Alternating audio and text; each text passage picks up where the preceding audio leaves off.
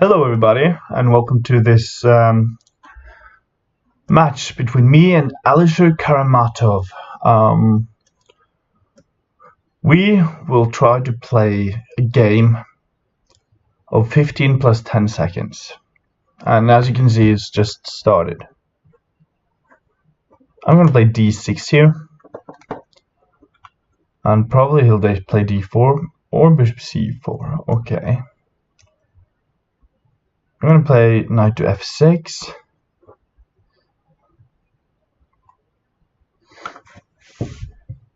d3, okay, so we have a closed Sicilian. I see. Knight c6.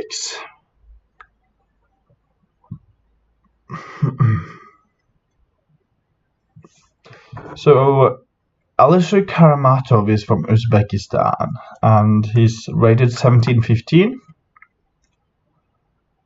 I think that's a good rating. c3. So he's trying to actually play d4 and control the center by capturing back with his c-pawn. But I also believe that if I can manage to play g6, I can influence that center quite a bit. And if I play bishop g4, he can kick it back with h3, bishop h5, and then g4.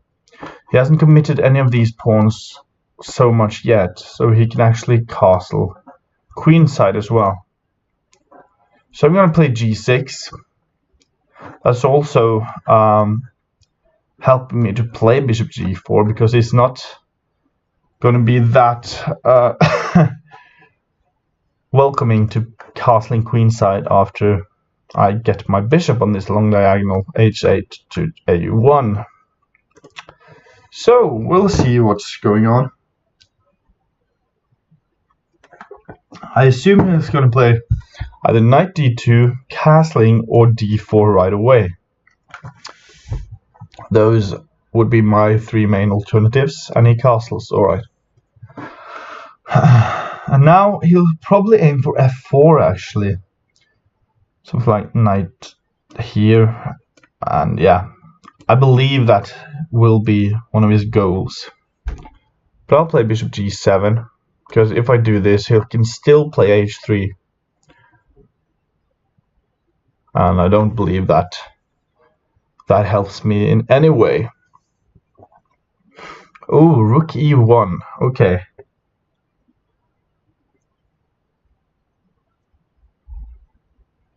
So I would actually like to just play something like a6 and b5. But what is white's main threats here? He can play e5. That might be a concern.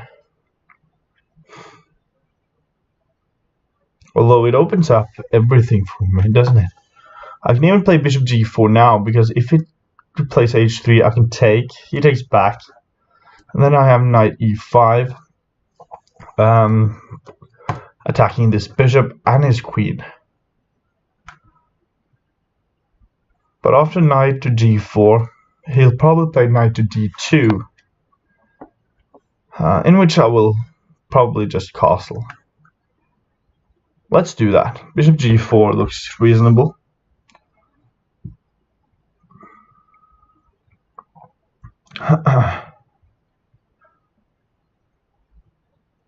And as I said, if he plays h3, then I think I have a good compensation for capturing on f3. Doubling his pawns on the c file.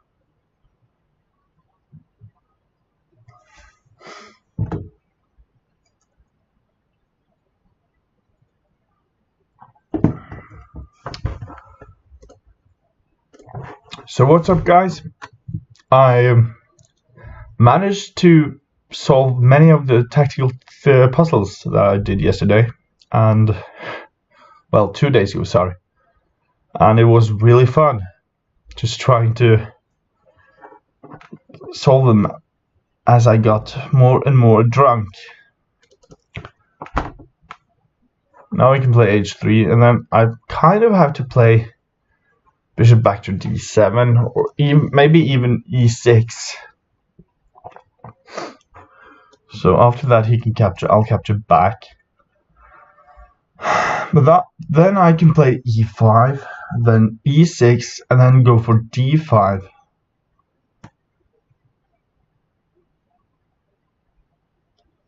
That might actually be something I should consider if he plays h3. But why not take the time just to look at that either way? So h3, bishop to e6, bishop captures, pawn captures. What will he do then? He'll probably go for e5 himself.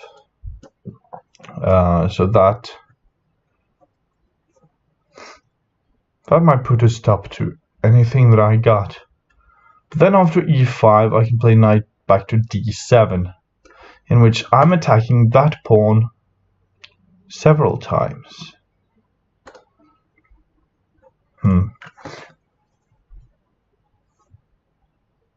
So bishop e6, bishop captures e6, pawn captures e6, e5, knight d7.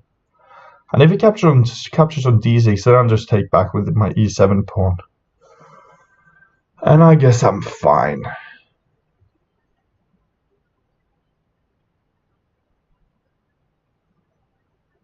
So e captures d6, e captures d6, rook captures e6. What am I going to do there? Because he actually wins a pawn at the end of that line. I didn't see that until now. Okay, so let's go back to d7. And he'll aim for e5 anyways.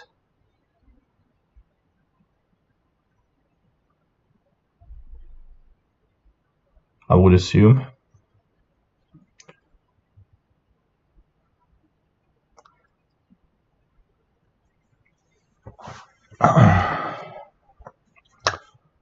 Okie dokie. This is so fucking weird. This is the second video that I'm making in these 15+10 games. Okay, so he doesn't go for e5. I think the e5 break would have been much better for him than going back there with his knight.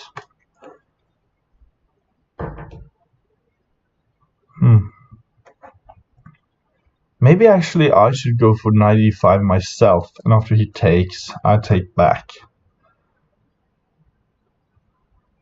Then he has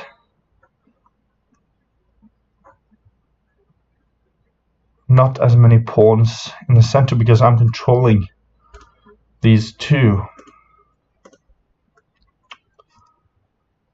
And also yeah, it looks kind of fun. But what can I do to actually do something else to make him feel that this is gonna hurt? I can play knight a5, but I don't believe in that move.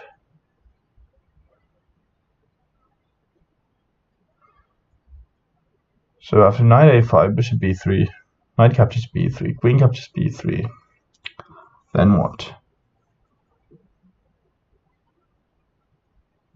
Alright, I'm just going to play this, and then if he takes, or I should say when he takes, I'll take back with my d pawn, and after that I'll move my king to h8, go for the knight to d7 after I move my bishop to c6,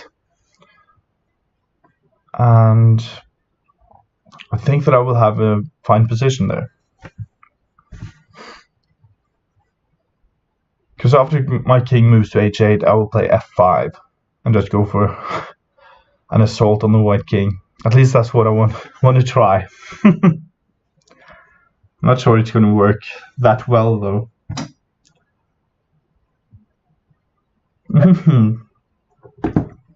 So he doesn't actually want to give me the space in the center. Very interesting. Okay. So knight captures c4, knight captures c4, b5, The knight has to go back, I assume. But I can play d5 myself. And if he plays e5,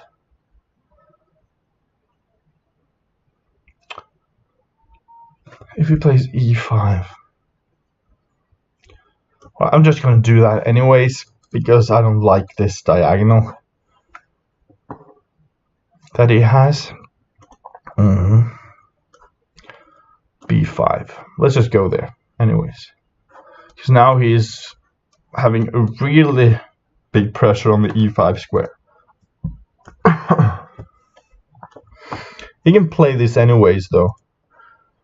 Then I have to play something like knight to d5, and after he moves back to e3, I'll just take there. Or even play into something like knight f4, I don't know. We'll see. But I don't know what he's... Yeah, okay. He's gonna do that. Knight back to e3.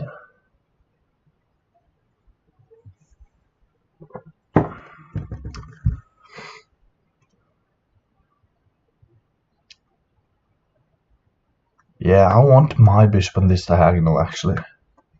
Because he has to open up the center to actually get some play.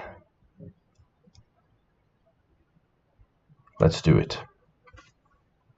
So if he goes here, I take, he takes back with his bishop knight, then I'll just drop my bishop back to b7. And if he goes after that, queen to b3, I'll just play a6. I think I'm fine there. Although I probably should get my rooks more involved. I should prepare king h8 and rook f5. Maybe king h8 isn't that great of a move right now. So e5. He plays that move. So I have knight to d5 or knight to d7. Even I have other knight moves, but those are my two candidate moves. But I'm starting to get more space, so I'm going to play knight to d7, I think. Because now he opened up for my bishop. And after this move, he's going to play d4. I take, he's going to take back. Then I'm going to take, he's going to take. Yeah, no, probably not, because then I'll win this pawn. Alright, knight d7. I'm just going to play.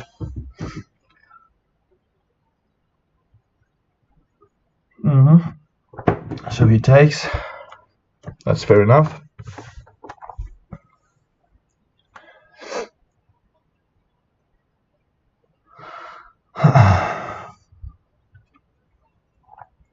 So I should probably get more pressure on the queen side right now.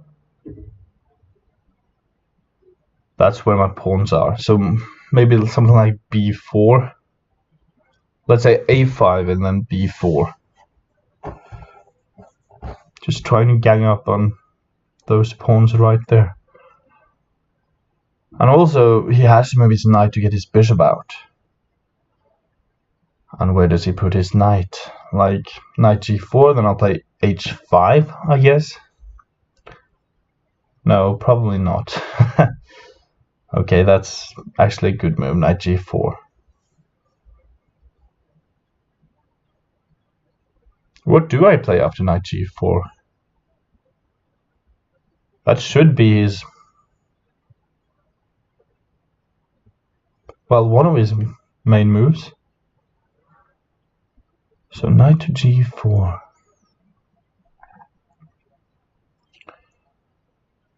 Maybe just rook e8. So after bishop h6, I can just move my bishop to h8 or f6. Maybe not f6, but anywhere that it isn't threatened. And that's only h8. Or even just let it stay there, but at least my rook isn't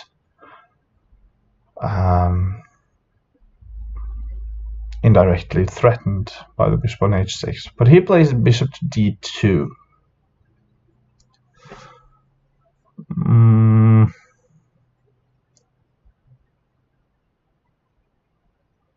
Maybe I should play rook e8 anyways.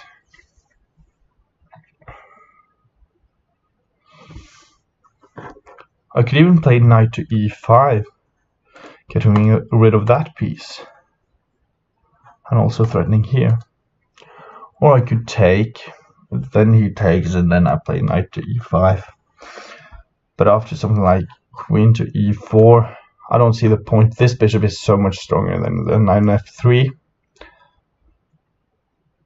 And yeah, let's do that. And if it takes, I might actually consider taking back with the pawn. And if knight g4, so he takes, okay. Am I going to take with the pawn, or am I going to take with the bishop? If I take with the bishop, then he has knight g4, and I have to move this bishop away again. If I take with the pawn, and he plays here, I can actually just play queen captures d3.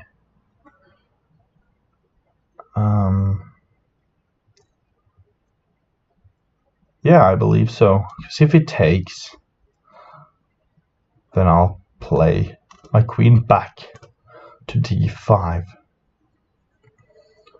But then he has knight to f3. Okay.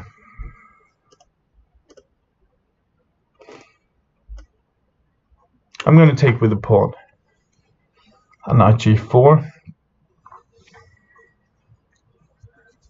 I can even play queen d5 anyways.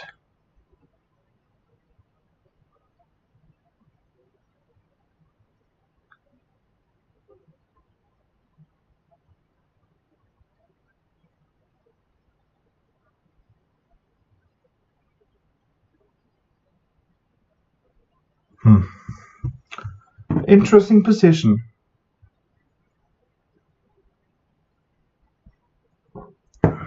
Very interesting, but I think he should have played knight g4 a long time ago. Not even here. Queen e2. Alright. So now I just want to grab the space in the center and also start an attack. I notice that if I play f5, he has to make another retrieving move with his knight to actually get his bishop out, not knight g4. So I'm going to do that, just because I can.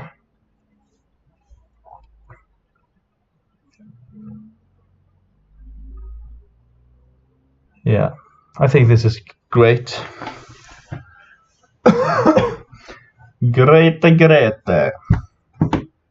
Grete, or Grete, is actually a Norwegian woman's name. It's not pronounced great. It's pronounced Grethe or Grete, if you'd like. Some fun facts about Norway. Alright. f3. Good move. A preventing move.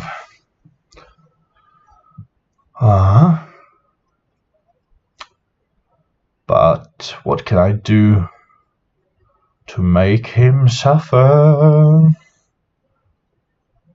I mean, I could play queen to b6. Queen b6. He moves his knight, let's say, to c2.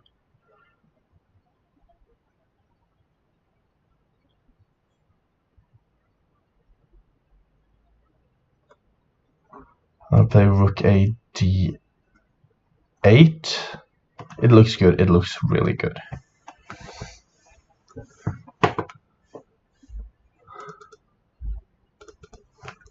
I think that is a really strong move.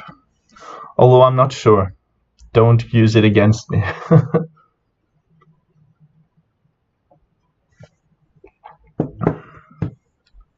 So the reason for this move is actually not to get the rook out to d8, but to play this move.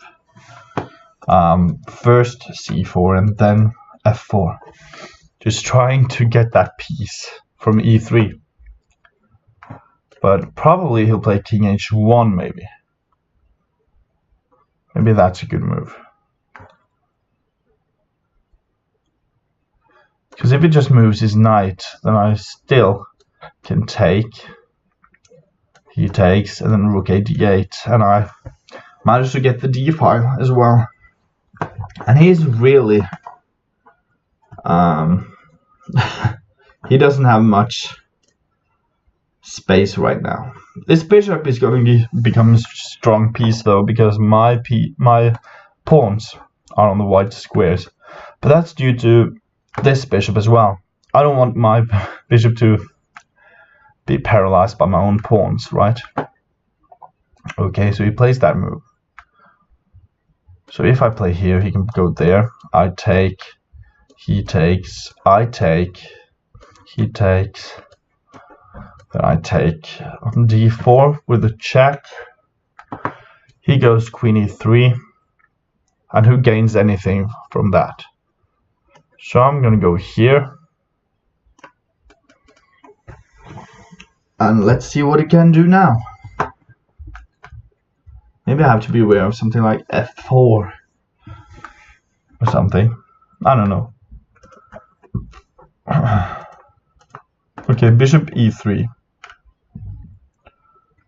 Yeah. So then I think I can play f4, or even just play e4.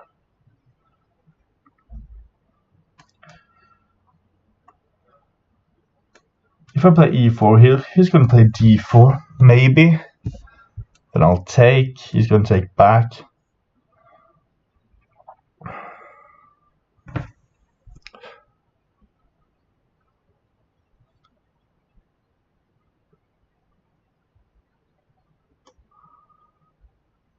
I don't mind that though. Maybe knight to c4.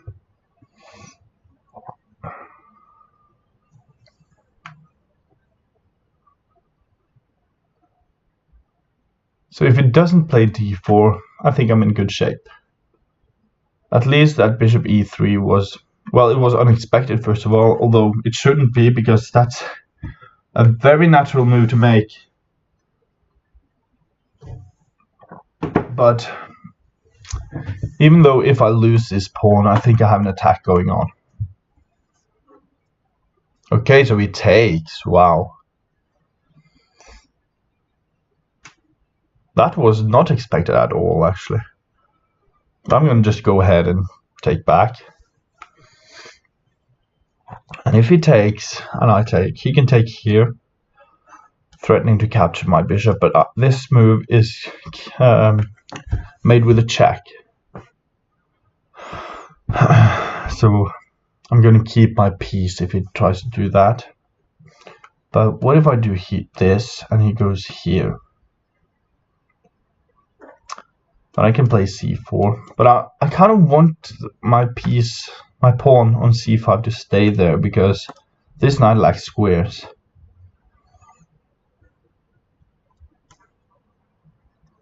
So bishop captures e4, bishop to g5.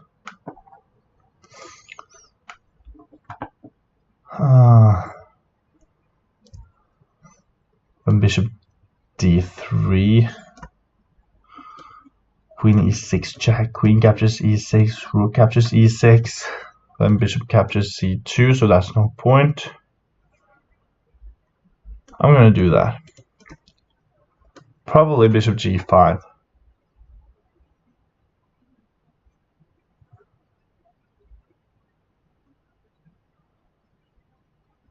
Or maybe even rook a d1.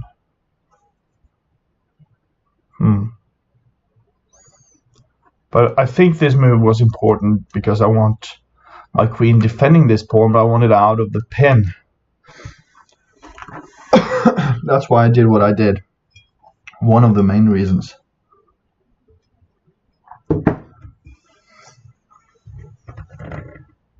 pawn structure looks a bit weird from my point of view.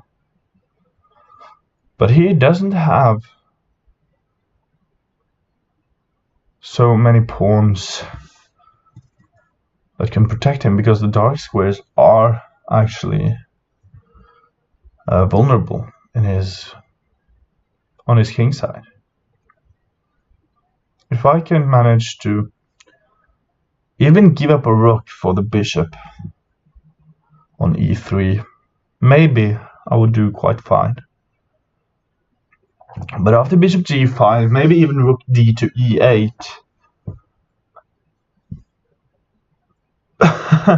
It almost looks good. Almost. Yeah. I don't know. Let's see what he plays, and we'll find out.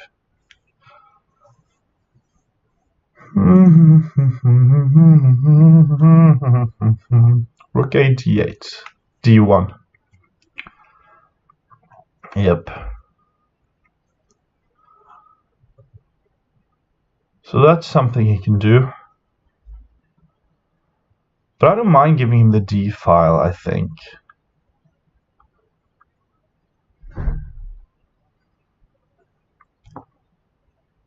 I mean, I could even play just queen c6 here.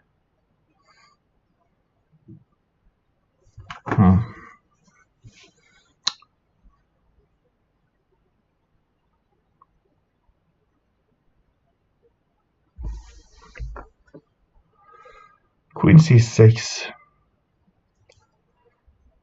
gets me out of the pin at least.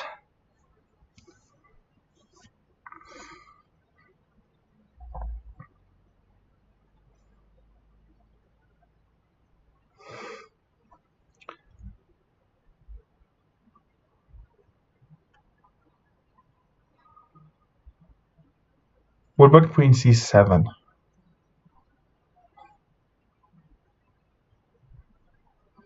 Stopping that bishop from getting to f4 if white ever plays rook to f1.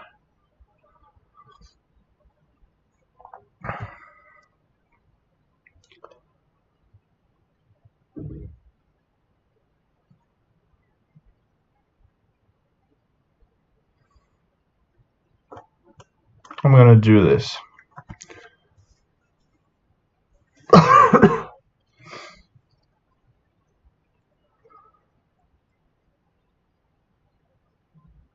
I'm a little bit down on time here, but it's not substantial. It's not like the last game where I was, I believe, 10 seconds from 7 or 8 minutes. And I just got crushed in that game. That's really, really annoying when someone doesn't even have to think about their moves. Just throwing them out there.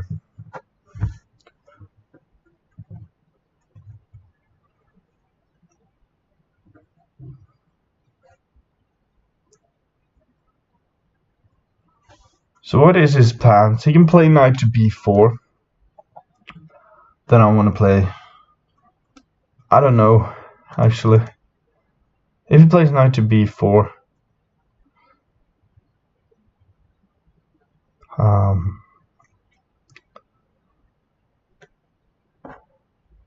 should I then play queen to c7? It looks reasonable. We'll see.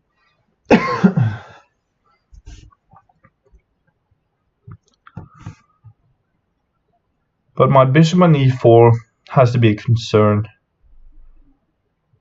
to some extent, because I need it to be away. But isn't this losing for him? I take, check. He takes back. I take. He takes. Then I take here.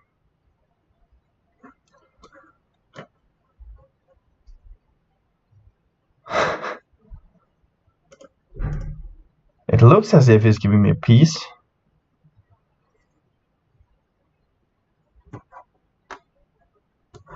Even if he captures with a king, then captures here. He captures back, and rook captures e3. I don't see how he's gonna do anything about that. The d8 square is covered by my queen, and the f8 square is covered by both my bishop and my king. And this diagonal, if, let's say, the queen wants to go from c2 to b3 check, just trying to get something, then I have this move, also protecting the e3 bishop. So I'm going to do that. I'm just going to do that. Okay. So that might have been a blunder for Alisher Karamatov. We'll find out soon enough.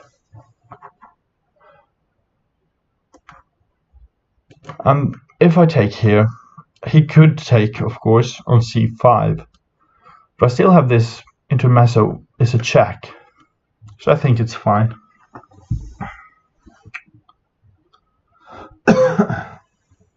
All right.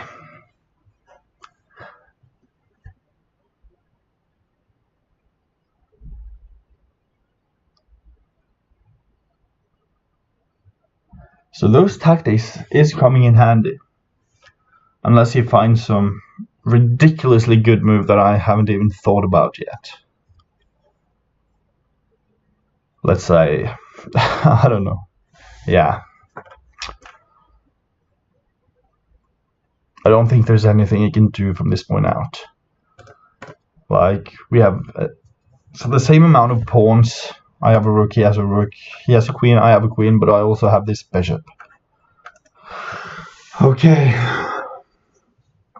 That's unfortunate for Alisher Karamatov. Yeah. He can do that. But I think queen e6 is a promising move. It stops both threat of queen f7 and queen capturing on e3. Let's do that.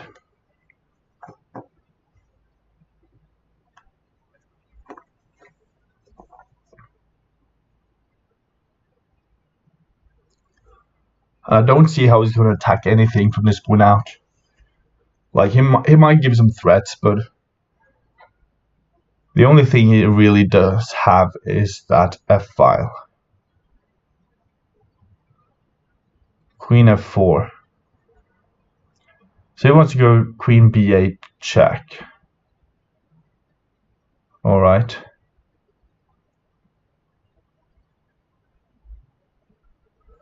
I think I can play even...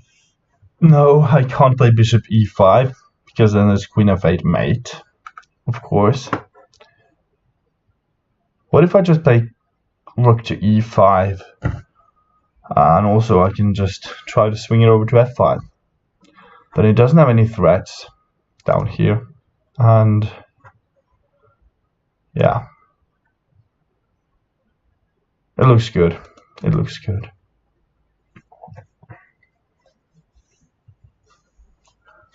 Okay.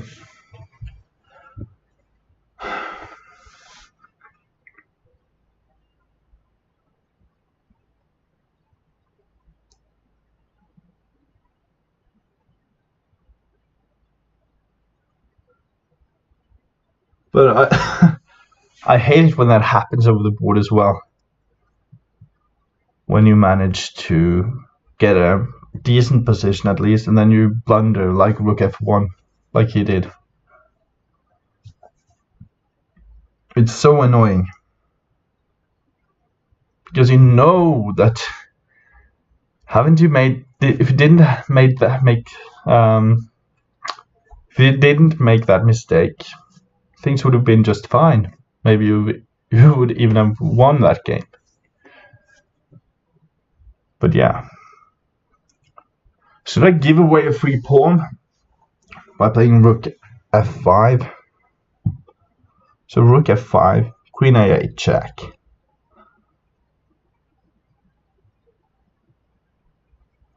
Bishop f8.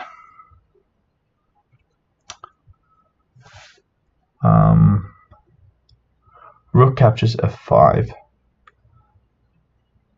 Queen captures f5. Queen captures a7. I can also just play queen to d5. So let's just do that. Stop every single counterplay that he has. Just break his spirit, so to speak.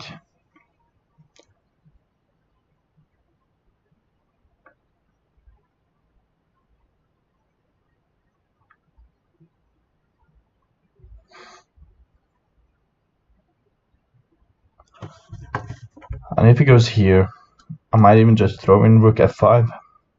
Just because I can. Okay, queen g4 now. Okay. Interesting.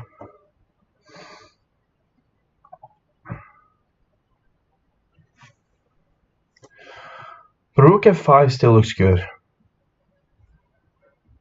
I'm going to go ahead and do that.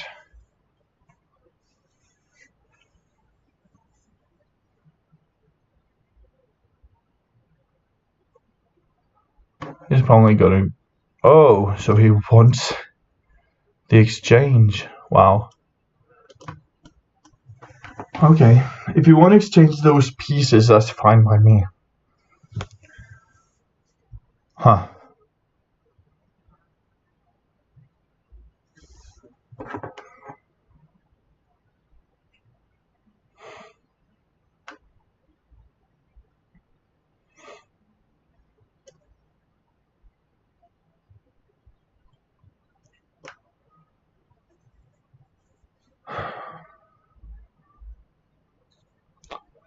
So the geometry here works pretty nice, protecting the e8 square and also defending on b5. Some might even say that geometry, well, it is true though, but that geometry is everything in chess. Like, if you are really good at seeing those patterns, of course, it's just how chess is, but yeah, okay.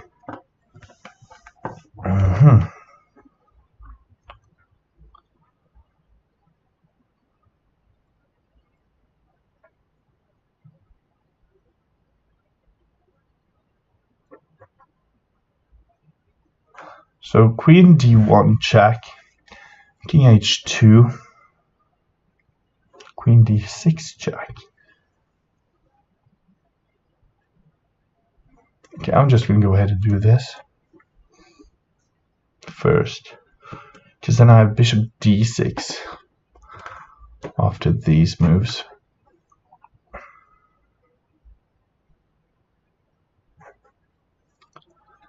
Now I am really playing passively, but I don't have much time, so I'm just going to do that. Give a check.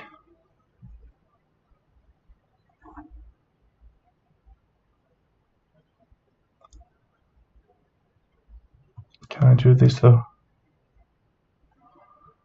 I need to get some more time.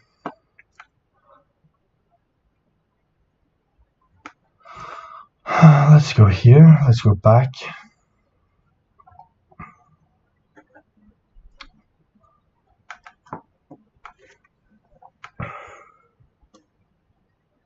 And let's go here. If he takes, I'll take, and if he takes first, I take, then he takes. Then I believe I have queen d2. I hate when I have little time left.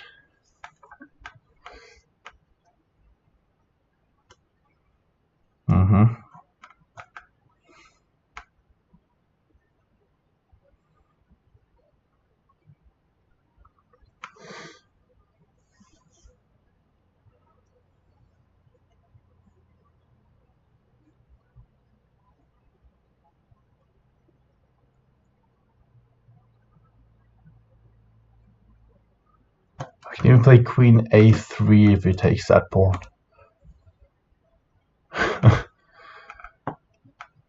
Okay, I won by resignation. Okay, I'm gonna write good game to him.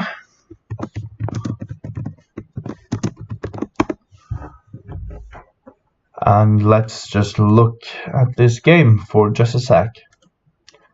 E4, C5. And I don't know a lot of opening theory, so this is why I just go with the flow and play G6 here. I don't know if that's a good move, but it kind of looks like some sort of dragon. A close dragon, I don't know. But here, I was unsure if I could play bishop to e6. If we go to the analysis board, let's see if we can do that.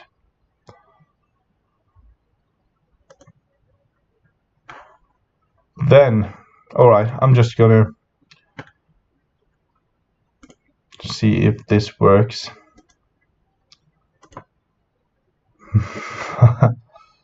Okay, this is not working well. Okay, maybe this one. No. Okay, I have to find that out until the next video. But here you see that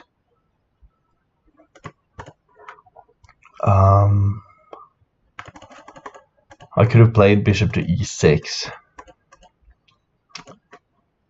And if I did that,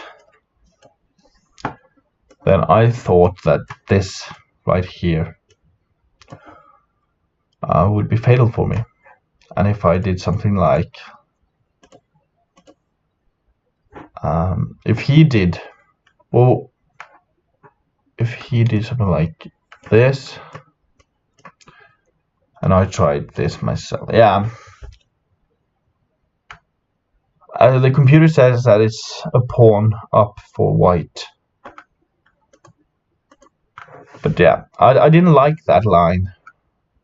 Although I thought about it for a little while. But let's go back. Instead, I played bishop back to d7 because I really thought that this diagonal was going to open up. And I was kind of right though, weren't I? So we continued, and yeah, here I thought, here, oh my god, what is going on right now?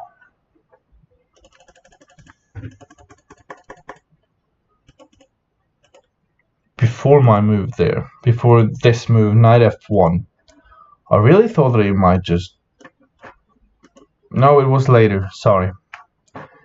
Here, right here. I think this move might be good. The computer suggests it, but it also suggests knight back to c2. Okay. Yeah, okay, it likes knight c2 better actually. Okay. And here, the computer wants me to capture on f3. And it's just a dead draw from knight d7, apparently. Because if I take, he takes back. He kind of have to, because otherwise he'll just lose his queen. And then I capture on e5. Winning that pawn, and after then I can play knight d7 and have an extra pawn. Okay, but I played knight d7 anyways, and he took. Then I took back. Then I played bishop d2. That's it. Here I think he should play knight g4. And yeah, the computer agrees with me at this point. Knight g4 is the best move. At least that's what the Stockfish 8 believes. I think this is Stockfish 8. Yeah. Alright. And there were some other moves I tried to line up against this king. But the problem is that I didn't actually think about that he probably would play bishop to e3. I noticed that my bishop here is standing in the way for my queen, because my queen wants to go to c6 to stop the pin and also defend that pawn. And if I go somewhere else, let's say c7, then this pawn will still be attacked by the bishop. So that's somewhat embarrassing to just overlook that move.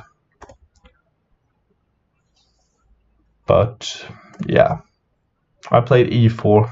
I don't know if that's the correct move though. Let's say what the computer says. The computer wants to play f4. I briefly looked at it, but I don't know how to make any pawn breaks after that. Like, I'm controlling this bishop. Bishop might go back to f2. But still, after something like this, I don't know. I really don't like it. From a practical point of view, I think my approach was better. Okay, but let's say, okay, so white actually has 0.40 in advantage after he takes with his f pawn, but with his e pawn, actually I'm back on track. Okay, so now he's starting to crumble. So queen c6 is said to be the best move here. I looked at queen c6 and queen c7, but I didn't want to trade those rooks. No, I did that. No, I played rook to e8. So rook to e8. And after that move, yeah, minus 3.9. Yeah, minus 4 even. And the reasoning for that is there is no way to protect both this bishop, this knight, and this bishop on e3 at the same time. Even if you take that with any of these pieces, there's just no way. Yeah. So that was actually not an intentional trap, but he trapped himself. And let's just see that in action. Yeah. And he tried to get some checks in and tried really hard. But after this, I don't believe he has anything actually. So the computer says that I'm minus 5.5. And that's pretty much it. Like, he can take, but if he does, then it's almost 8 minus. Queen d2 check is computer's move. King g1. Now queen captures c3. This pawn is going to go up the board and become a new queen. Yeah, alright, there's pretty much nothing that black and white can do from this point out. So yeah, this was a really nice game, I think. Although I'm a bit disappointed that Alisher Karamatov did not see that his piece were hanging. I think that would have made it more interesting. But still, it's fine. Okay, so thank you guys for watching this video. If you have any suggestions of who to play, or if you'd like to play me yourselves, then you're more than welcome to do that. Just send me a message on chess.com and I'll oblige. The chess.com username is Crimsonite, as you see. And yeah, please subscribe and leave a comment if you enjoy this video or enjoyed this video. Alright, see you guys later. Bye.